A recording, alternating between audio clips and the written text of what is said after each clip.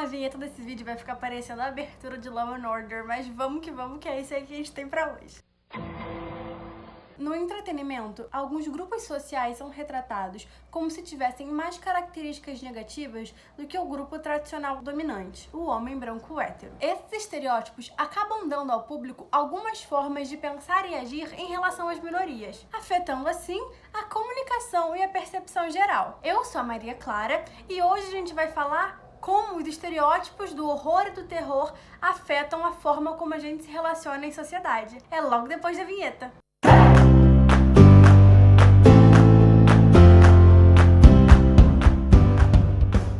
Como vocês viram na vinheta, hoje a gente vai falar sobre Raphael Montes, Stephen King e a violência desnecessária que os rodeiam. Vou falar mal dos dois maiores autores de terror no Brasil, yeah.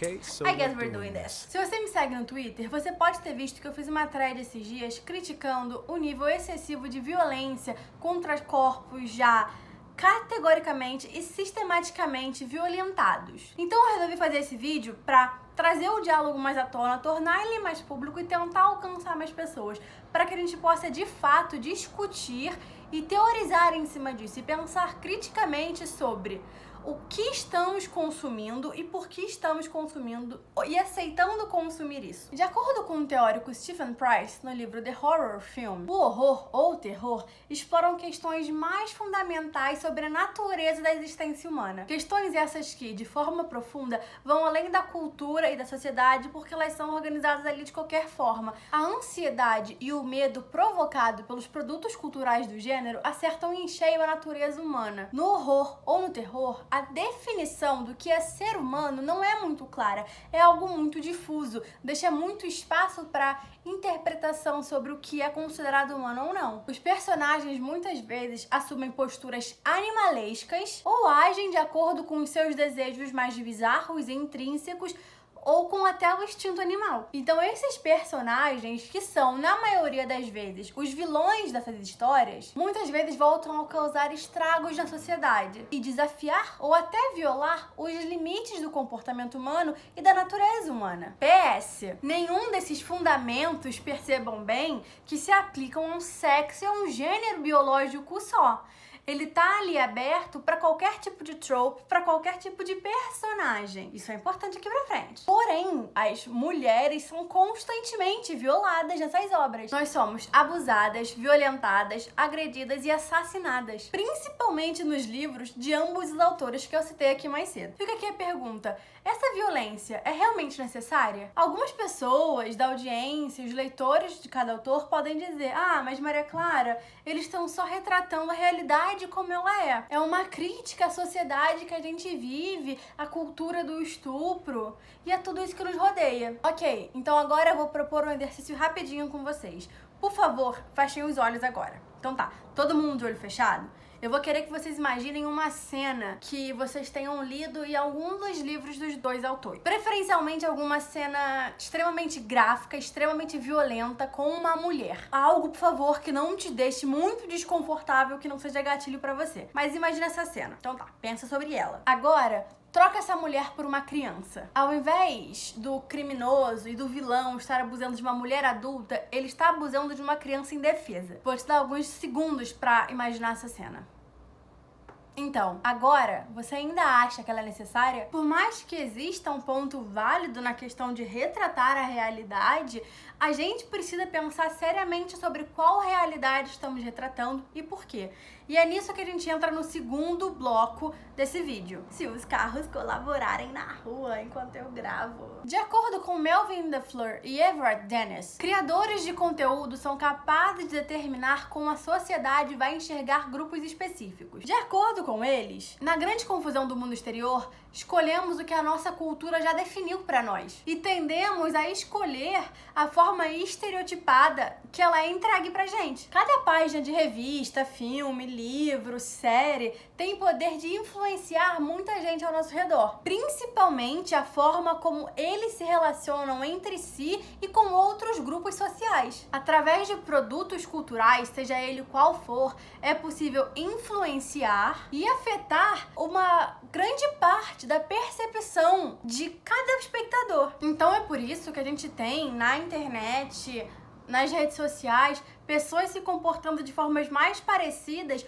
com aquelas de que elas assistem o conteúdo. Afinal, no mundo atual, os meios de comunicação ocupam um lugar influente na disseminação de informações, sendo capazes de formar mais a opinião do público do que a gente imagina, guiando e incentivando até certos tipos de comportamento. Então, há anos, a sociedade como um todo, mundialmente falando, vem sendo alimentada com conteúdos que constantemente subjugam, objetificam e violentam corpos femininos. Não só corpos femininos, é claro, as minorias como um todo. E aí, a questão mais importante tem que ser levantada e raramente debatida, principalmente no Brasil. Aonde que a gente estabelece o limite, né?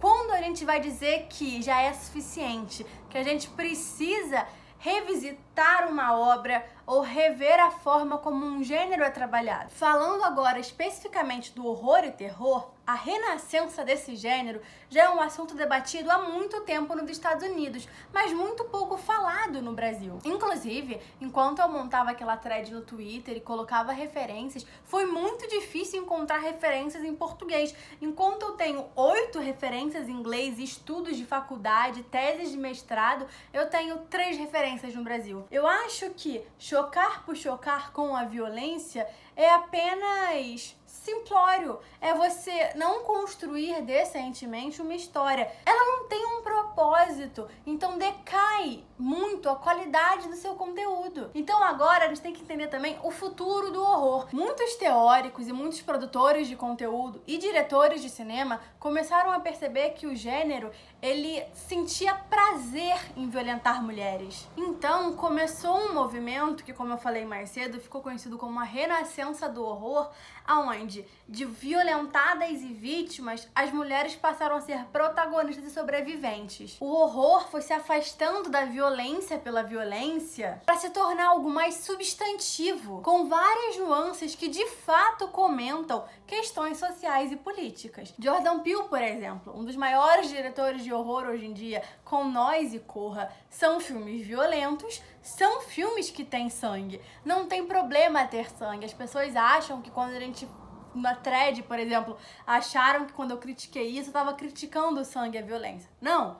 Sangue e violência, o gore, faz parte do terror. Mas saia do status quo, do básico, do cafona, do clichê, do machista e reinvente as suas obras. Outro filme incrível é um filme de 2015 chamado A Bruxa, protagonizado e estrelado por uma mulher. Ele conquistou o público porque ele é historicamente preciso, mas tem uma reviravolta empoderadora. E todos esses que eu citei aqui se juntam a uma série de outros filmes, como por exemplo, Under the Skin, do Jonathan Glazer, com a Scarlett Johansson, Hack, um filme espanhol, se eu não me engano, The Conjuring, Jennifer's Body, com a Megan Fox, e vários outros filmes feministas, digamos assim, né? Que foi como eles ficaram conhecidos de certa forma. Sem falar nos muitos livros escritos por mulheres e homens, como Ana Paula Maia, Patrícia Mello, Shirley Jackson, que é um clássico do horror, Mariana Enriques, que tem 2 livros no Brasil publicados pela Intrínseca. Todas as autoras que eu citei aqui,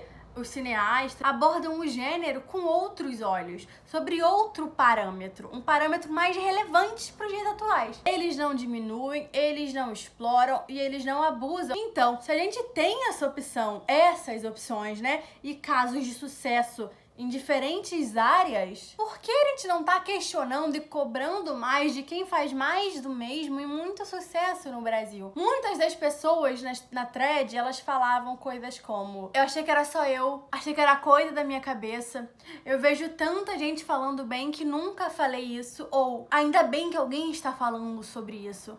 E o mais bizarro é que quando essa thread começou a fazer muito sucesso, que 200 likes pra mim é muito sucesso, eu fiquei com medo.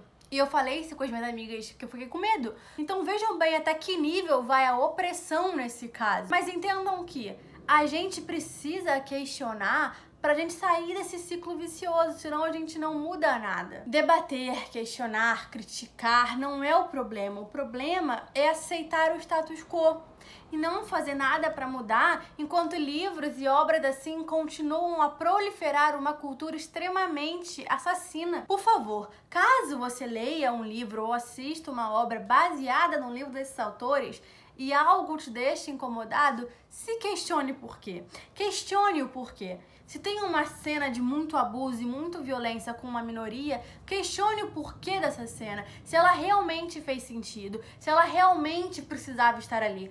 Faça esse exercício que eu propus aqui agora. Troque a pessoa por alguém ou por uma criança, por exemplo, e pense, realmente essa cena precisa estar ali ou ela tá ali só pra chocar? Esse foi o grande vídeo do meu retorno, eu espero que vocês tenham gostado. Muito obrigada por estarem assistindo. Por favor, deixem seus comentários aqui, falem comigo no Twitter, se inscrevam no canal e vamos debater. Me apontem livros que vocês querem que eu fale mais no canal, que eu analise mais com vocês, mas me deem sugestões de temas que vocês querem ver abordados dessa forma.